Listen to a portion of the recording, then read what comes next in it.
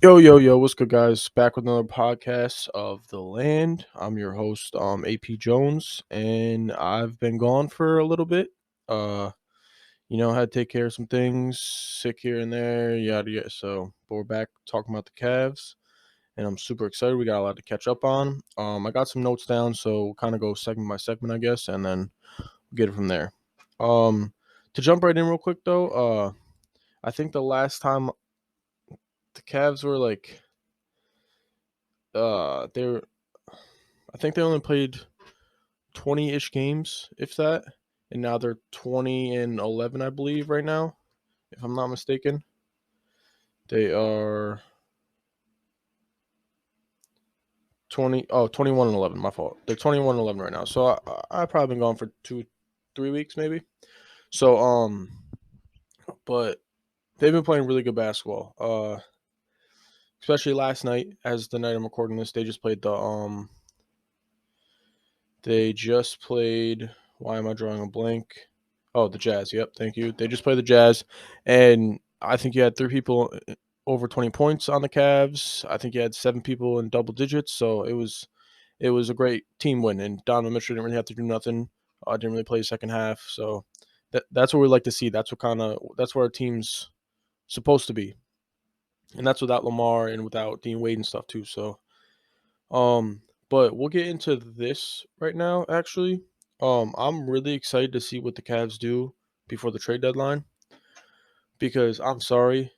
Um, Guys like Chetty, I love, don't get me wrong, and I know the Cavs love him, but he's just very sporadic. He's very like up and down roller coastery, and I can't do it. So, but guys like him, Lamar, love Lamar, but he's making a name for himself now, like as a role player, defensive role player. So him, I love Okoro, but once again, if we can package these guys for someone, and I'm using this guy as an example because from what I hear, I do not want him as a player, but his play style, I want a guy like Jay Crowder. I'm not saying I want him. I just want a guy that's a very well. I don't even want to say he's that good of a 3 guy, but a 3-and-D guy. You know what I'm saying? Who's all right? He's also trash this year, but from 3. But PJ Tucker, that's a better. I need a guy like that. That's going to come in, be a team player, not do too much, take threes, and defend our best player. Also, you know what I'm saying? And Lamar is that right now. Don't get me wrong, but he's not. He's not really a shooter. You can just tell from his jump shot. He's not a shooter. Yes, he's hitting them fairly well right now, but he's not a jump. His jump shot just looks not fluid at all. Um, but yes, I'm very excited to see if we can package anything, and I'm also confident that if we keep this roster the way it is right now, going into the playoffs, and we get a top 4 seed and we get a home, I'm confident we can go 2 rounds and up. Now, if we go and make a move and get rid of those like end of the bench guys for someone who's gonna actually be a rotational player, like a really good one for us, we can come out of the East. You know what I'm saying? Now, if we're going up against Golden State, the Lakers, or well, I don't know. I just said the Lakers, but I'm just thinking of like the AD matchup against the 2 and LeBron. Yeah, but regardless, um, like I said, I can't wait to see what happens. So we'll see how that goes. I think the trade deadline's before the All-Star game. I'm pretty sure. So yeah. The first bullet I got is Jared Allen. Just Jared Allen. I'm just gonna. He has been and this is no slight at Mobley because Mobley obviously, and I'll talk about Mobley too also. So, but Allen is literally the backbone to our defense.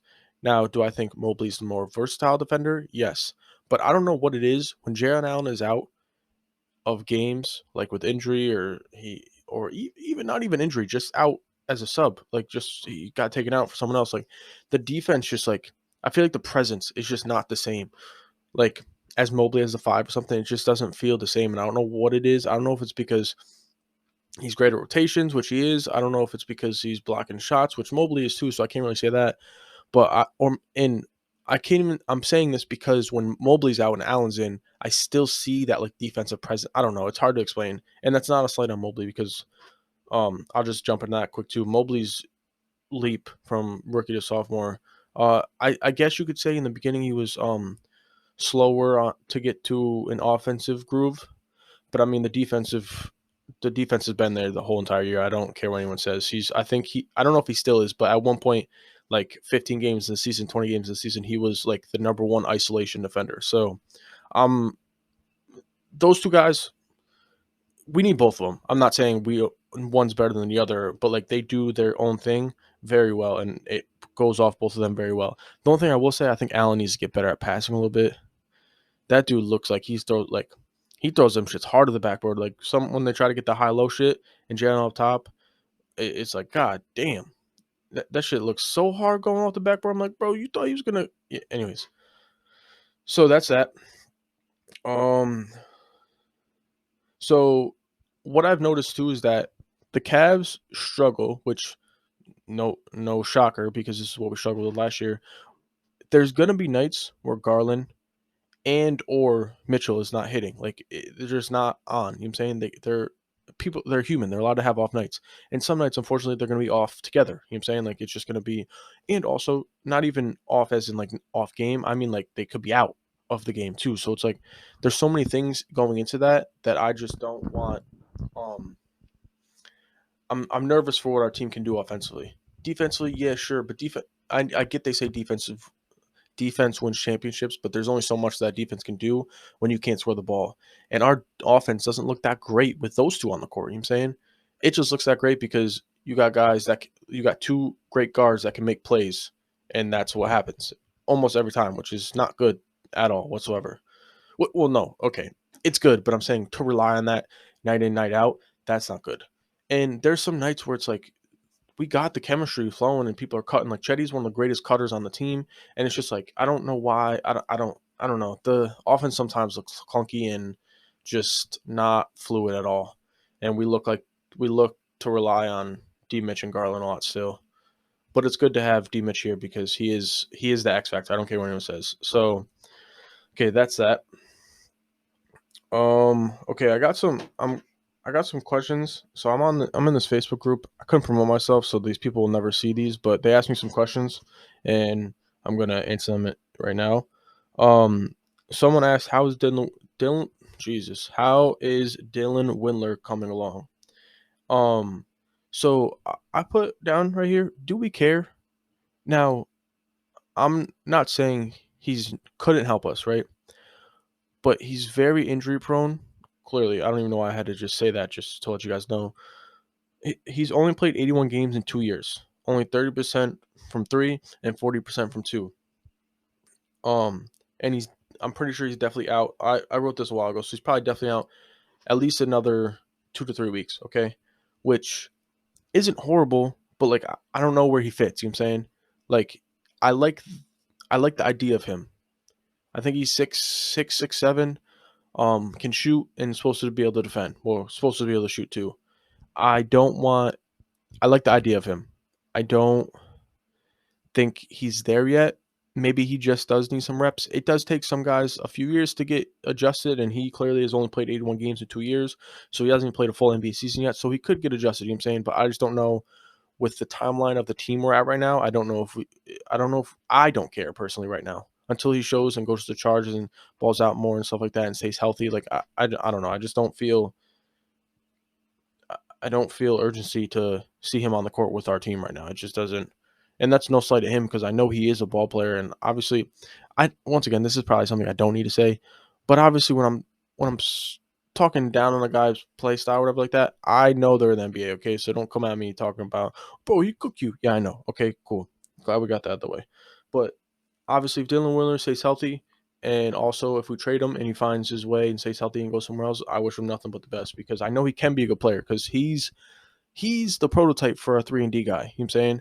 Because so Lamar is because Lamar is one of the best defenders on the team, but Lamar you would have to change his whole jump shot for that shit to look like he's a shooter, you know what I'm saying, and to actually become a shooter. Dylan Willer's already got the jump shot, you know what I'm saying? And he's a really good defensive player. I'm not gonna say he's the best, but I'm just saying. So that's the first question. Someone asked when is Rubio's first game.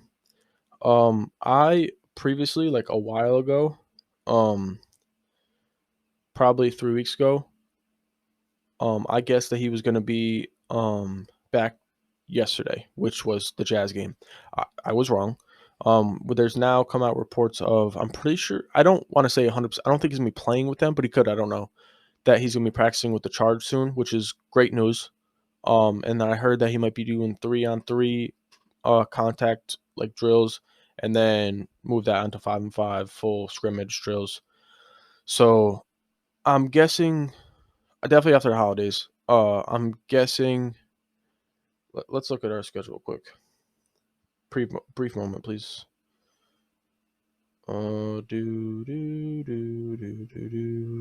This is a very professional podcast, guys. In case you didn't know.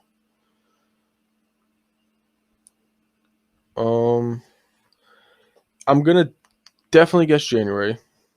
I'm just trying to see what our games are looking like in January.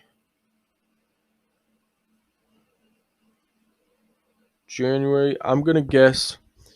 Ooh, yeah, just because it's cool. January 10th in Utah, just because that's where he was playing with D Mitch, and that's gonna be D Mitch's first time in Utah. So we'll just go with that. So January 10th is my guess as of right now.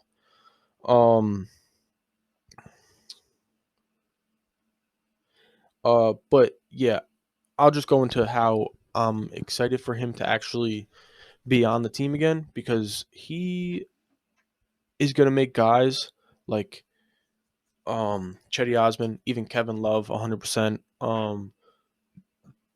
Lamar, even Isaac Coro, he's gonna make them better. And that's not also me saying he's a better playmaker and than D Mitch and Garland. I don't want to say he's not either, but like he just brings a different style to the game, and he's gonna be like the life of the second unit. And he'll also, I'm hoping that he'll help Karras a lot too.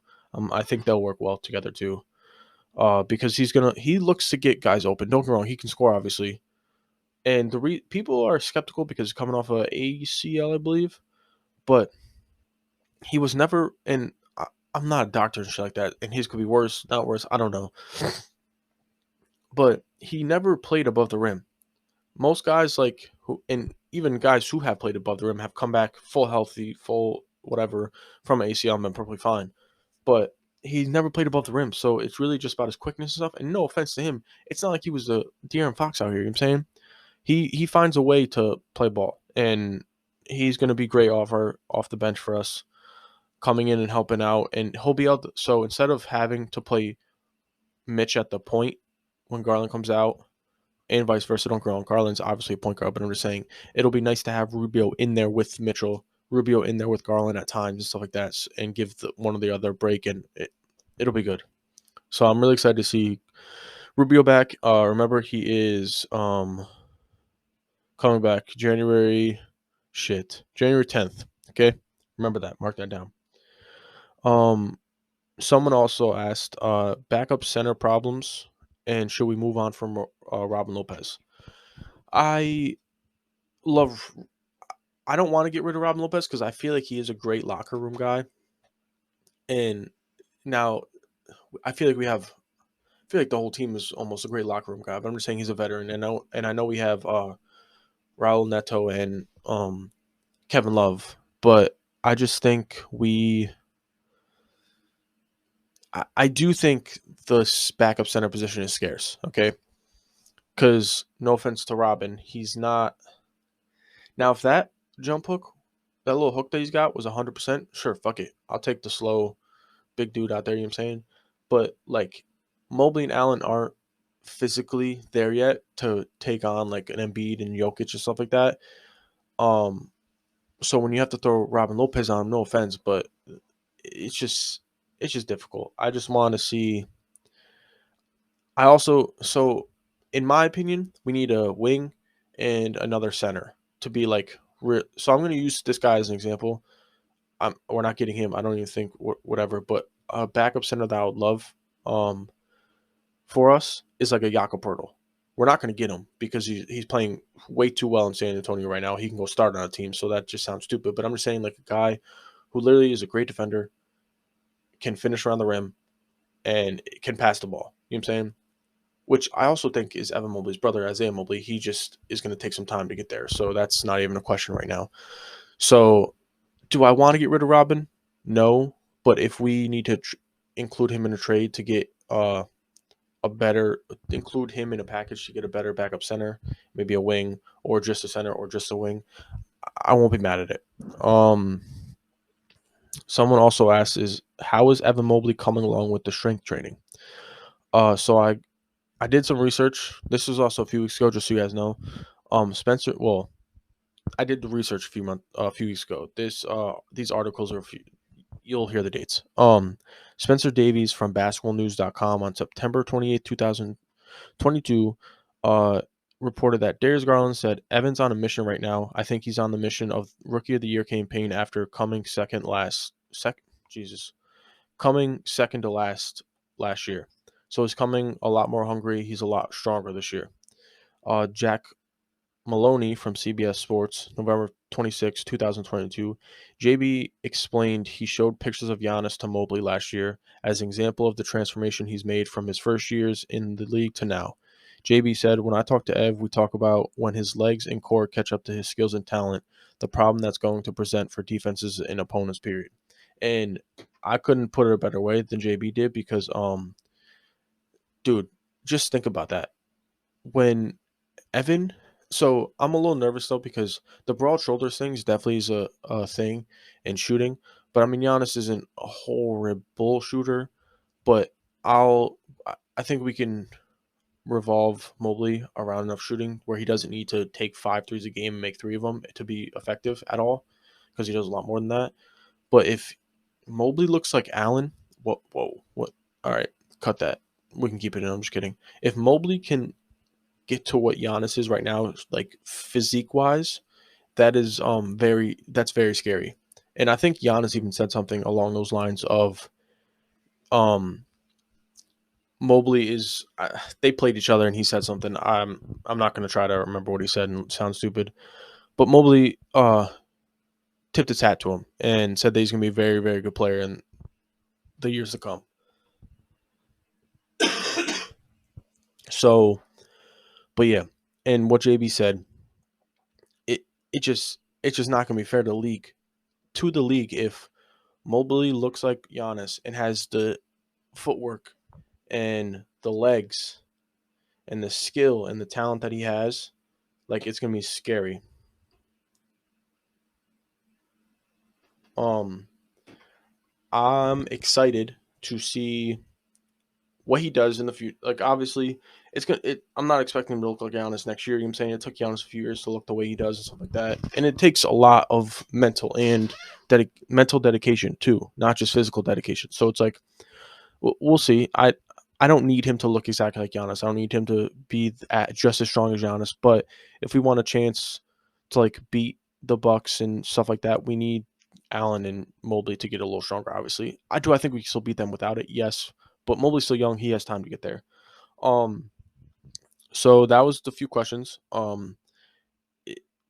If I'll probably write in that thing again that it came out, but I can't promote myself. So if you gave me questions and you listen to this podcast, thank you. Uh, so to end it, I'm just gonna talk about kind of summary of what the Cavs has done the last couple weeks since I haven't made a podcast. So they're 21-11 right now, 2 games out of first place, which is really good. I think they're on a 4-game winning streak right now, which is awesome too. Um, I don't think I'm looking at the standings right now, and the only team I believe right now that could rise above them just because of like this guy individually is well, two guys individually technically is either the Nets or the Sixers. So the Nets are also playing well. They're 19-12, and the Sixers I think didn't have Harden for a few weeks and stuff like that, and they're 17-12 right now. So they're only 2.5 games behind us, and the Nets are only game and a half behind us. So I think we 100% keep a top 4 seed this year. And who knows? Boston could go on a slump too while we're on a high and stuff like that. It's still really early in the season, so I don't want to get too caught up in the standings. Um, but I've never been more confident. Well, I mean, once again, kind of a no brainer, but I haven't been more confident in a thing, um, other than saying that the Cavs are a lock for top 5 seed and 100% top 6, obviously, because they're better than Knicks, Miami, Atlanta, Indiana, Toronto, Chicago. Like, so they're because obviously the Sixers are a matchup problem for us. They Embiid, you know what I'm saying? That's whatever. And then the Nets, KD, you know what I'm saying? They're a matchup problem 100%. So that's why I could see us falling to 5th at the end of the year. But obviously, if we, I mean, regular season is weird, you know what I'm saying? So you never know. Um, but yeah, so I hope you guys enjoyed this. I know this is kind of all over the place. I'm hoping to at least come out with one every week. And obviously, if it's going well and I got time, I'm hoping to do like one every other day if I can, whatever, and keep up with what's going on. I really hope you guys enjoy these podcasts. I'll probably do videos sooner or later, see if you guys like it and stuff like that. Um, but make sure you go follow me on Twitter at